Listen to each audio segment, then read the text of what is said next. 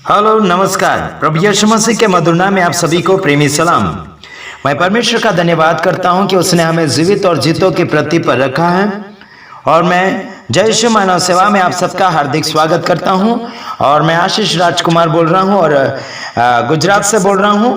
और साथ ही साथ मैं आपको वचन के बारे में बता रहा हूं। वचन यानी वादा। वादा कहाँ से शुरू होता है? परमेश्वर से शुरू होता है। जो वादा परमेश्वर करता है वो वादा कभी टूटता नहीं है। तो आज मैं आपको कुछ बातें ऐसी सिखाना चाहूंगा। परमेश्वर आपसे वादा करता है और वादे के खातिर वो आपको आगे बढ़ाता है और वो अपनी जवाबदारी पूरा करता है। और उस परमेश्वर के बारे में हम लोग बातचीत करने जा रहे हैं।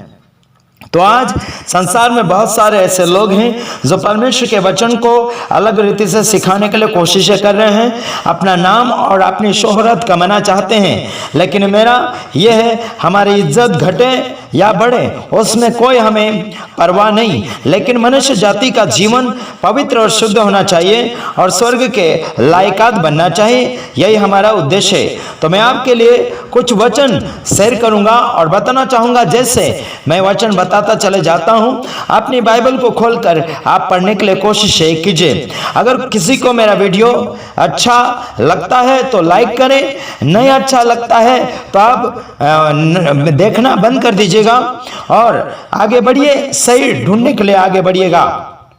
देखिए, हम आपके प्रेम से खुश हैं और आपको हम धन्यवाद देते हैं कि आप हमारे वीडियो को देखते हैं और ज़्यादा से ज़्यादा अपने भाइयों बहनों तक या अपने रिश्तेदारों और दोस्त यारों तक पहुंचाते हैं। प्रभु आप सबको बहुत ऐसे आशीष दें। हमें बस आपके प्यार की ज़रूरत है। हमें उत्साहित करते रहिए। हम ऐसे ही नए नए संदेश आपके सामने पेश करते चले जाएंगे। तो आइए हम वचन में जाते हैं। तो परमेश्वर का वचन जीवित है, इसलिए परमेश्वर के वचन को मस्ती ना करें, उसमें गड़बड़ी ना करें, उसमें समझने के लिए पूरा समय दीजिएगा। अगर आप बीच में वीडियो आगे पीछे करोगे तो आपको समझ में नहीं आएगा, लेकिन आप पूरी रीति से वीडियो को देखने के लिए कोशिश करें। हम आपके लिए ज़्यादा लंबा वीडियो नहीं बनाएंगे, आप थोड़ा धीरज रखिएगा। धीरज का फल मीठा होता है। आप पढ़ते हैं लूका रचित सुसमाचार, उसका 1 अध्याय, उसका 37 वचन हम लोग पढ़ेंगे। तो देख लेते हैं। क्योंकि जो वचन परमेश्वर की ओर से होता है वह प्रभाव रहित नहीं होता। मेरे तमाम भाई और बहनों, जो परमेश्वर की ओर से वचन होता है वो प्रभाव रहित नहीं होता, यानी कि प्रभाव के बिना, कार्य के बिना नहीं होता, लेकिन वो कार्य करता है और कार्य करके बता देता है। लेकिन परमेश्वर के वचन के साथ आपको वार्तालाप करना होगा, आपको अनुभव करना होगा, आपको मनन करना होगा। काफी लोग आजकल मुझे फोन करते हैं, आशीष जी मैं तो सेवा करती हूँ, सेवा करता हूँ, विश्वास करता हूँ, करती हूँ, ऐसे बोलते हैं, लेकिन परमेश्वर के वचन के साथ सच में क्या जी रहे हैं? आपको दूसरे से प्रार्थना करवाने की जरूरत भी नहीं पड़ेगी यारों। जब आप खुद प्रार्थना में जाओगे और खुद वचन के साथ जिंदगी जियोगे तो दूसरों के पास रिक्वेस्ट करने की भी जरूरत नहीं पड़ेगी प्रार्थना के लिए। हाँ जी, संसार की कुछ आप मदद मांगने के लिए एक दूसरे के साथ व्यवहार कर सकते हैं, लेकिन प्रार्थना के लिए आप खुद अकेले काफी हो जाएंगे यारों। मैं कहना चाहता हूं मेरे तमाम भाइयों बहनों, काफी लोग हमें मैसेज भेजते हैं, उनके लिए प्रार्थना जरूर मैं करता हूं, लेकिन ऑनलाइन प्रार्थना मैं बिल्कुल नहीं करता हूं। जो रिक्वेस्ट देते हैं उनका रिक्वेस्ट सुनकर मैं गुप्त प्रार्थना में जाता हूं।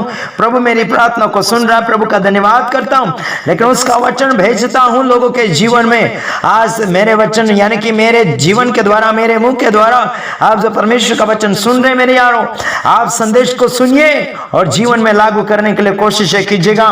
अगला वचन मैं आपके लिए पढ़ रहा हूं, वो वचन है मरकुस 16 का 16 वचन। यहां पर लिखा है, जो विश्वास करे और बपतिस्मा ले उसी का उद्धार होगा, परंतु जो विश्वास न करेगा वह दोषी ठहराया जाएगा।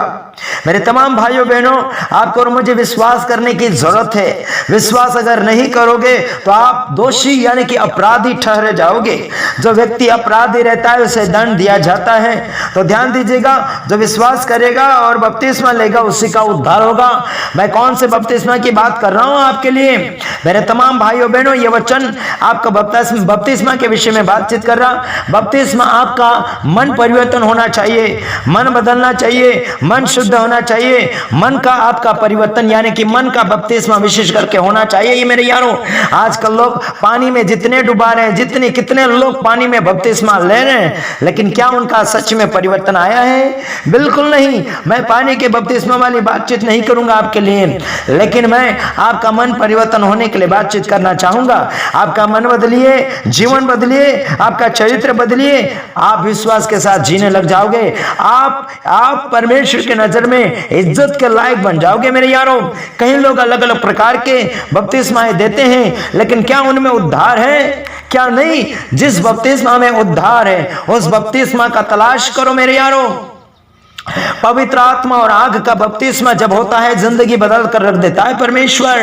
जब चोर क्रूस के ऊपर मर रहा था, क्या वो पानी में डूबने के लिए आया था बपतिस्मा के लिए? बिल्कुल नहीं। उसकी जिंदगी बदल दी और परमेश्वर ने, यीशु मसीह ने वादा किया, वादा यानी वचन किया।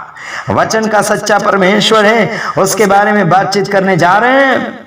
ये सादा और आंडू पांडू नथुला लेरू घेरू और ये दिखावटी परमेश्वर नहीं है, उस विषय में बात कर रहे हैं।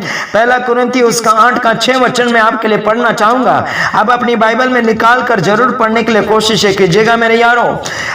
हमारे निकट तो एक ही परमेश्वर है, यीशु मसीह। हमारे पास में कौन सा परमेश्वर है? कितने परमेश्वर हैं? कई बार लोग बोलते हैं, आशीष हमारे भगवान को मानो, हमारे ईश्वर देवी देवताओं को मानो, ऐसा कर यानी कि रिक्वेस्ट किया जाता है। लेकिन देखो यारो, रिक्वेस्ट करने की जरूरत नहीं। मेरा खुदा, मेरा मसीहा, मेरा जिंदा परमेश्वर है, जिसके मैं भक्ति और आराधना करता हूं। वो दिखाने वाली आराधना नहीं, बल्कि आत्मा और सच्चाई के साथ जिसकी मैं आराधना करता हूं, उसका नाम है यीशु मसीह। मेरे पास तो एक ही परमेश्वर है, सारी दुनिया को बनाने वाला और सारे लोगों को सांसों की धड़कने देने वाला मेरा परमेश्वर है। उस परमेश्वर की भक्ति और आराधना आत्मा और सच्चाई के साथ जब करता हूं ना, मजा ही कुछ और है मेरे यारों। हजारों और कई करोड़ों देवी देवता ढूंढने की मुझे कोई जरूरत नहीं है। जो कोई उसके ऊपर विश्वास करता है, उसके लिए वो परमेश्वर अकेला ही काफी है, अकेला ही परमेश्वर काफी है मेरे यारो। जिंदगी को जिंदगी देने वाला जब खुदा जब आ जाता है ना जीवन में, तब हलचल मच जाती है, हलचल मच जाती है। क्या मच जाती है? हलचल मच जाती है। हलचल जब मच जाती है तो दुनिया देखते ही रह जाती है। आज हमारे जीवन में परमेश्वर का हलचल मचा है, परमेश्वर का प्यार उमड़ रहा है। मेरे तमाम भाइयों बहनों में, दुश्मन हो या देसी हो या विदेशी हो, गोरी चमड़ी वाले, काली चमड़ी वाले, सबको खुदावन का संदेश बेधड़क ऊंची आवाज में और होश में बोलकर उन लोगों को जागरूक करने के लिए कोशिशें जारी कर रहा हूं। अभी देखिए, मैं कुछ बातें आपको बताना चाहूंगा। जीवन का मार्ग यीशु। क्या है? जीवन का मार्ग यीशु भी नहीं, यीशु ही है।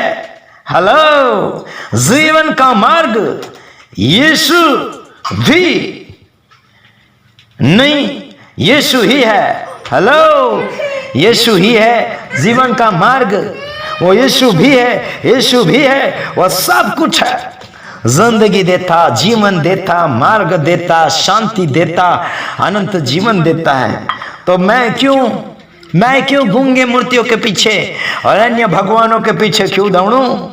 मेरे खुदावन की आराधना आत्मा से होती है। मेरा खुदा दिखता नहीं है, मेरा परमेश्वर दिखने वालों में से नहीं है। मेरा परमेश्वर मंदिर मस्जिद चर्च में रहने वाला नहीं, बल्कि मन मंदिर में रहने वाला खुदावन है। आप और मैं कुछ वचन पढ़ना चाहूंगा आपको सुनने के लिए मैं रिक्वेस्ट करता हूं। सुन लीजिए और कुछ बातें लगभग सुन लीजिए। यहां पर लिखा भजन संहिता 100 अध्याय उसका 5 वचन पढ़ना चाहूंगा। हे सारी पृथ्वी के लोगों, यहोवा का जय जयकार करो। हाँ, क्योंकि यहोवा भला है, उसकी करुणा सदा के लिए और उसकी सच्चाई पीढ़ी से पीढ़ी तक बनी रहती है। मैं आपके लिए वचन पढ़ा, भजन संहिता 100 अध्याय उसका 1 वचन और 5 वचन पढ़ा।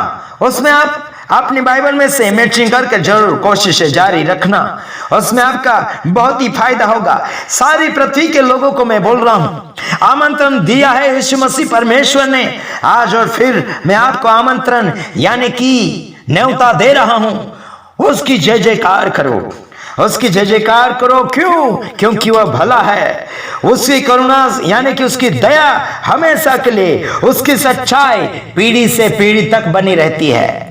मेरा जो परमेश्वर है उसकी सच्चाई हमेशा के लिए है, वो भला हमेशा के लिए, वह हर जाति के लिए भला है, हर व्यक्ति के लिए भला है। लेकिन आपको और मुझे उसके पास आना नित्य है, उसके पास आना जरूरी है, उसके पास आना अवश्य है। मेरे यारो, तेरा मेरा भेदभाव करने से नहीं फायदा होगा। जाति पात का परमेश्वर नहीं होता, ना ही कोई गुरु किसी जाति पात का होता, वो तो मानव सेवा के लिए होता है। यीशु मसीह जगत में आया, मानव सेवा करने के लिए आया।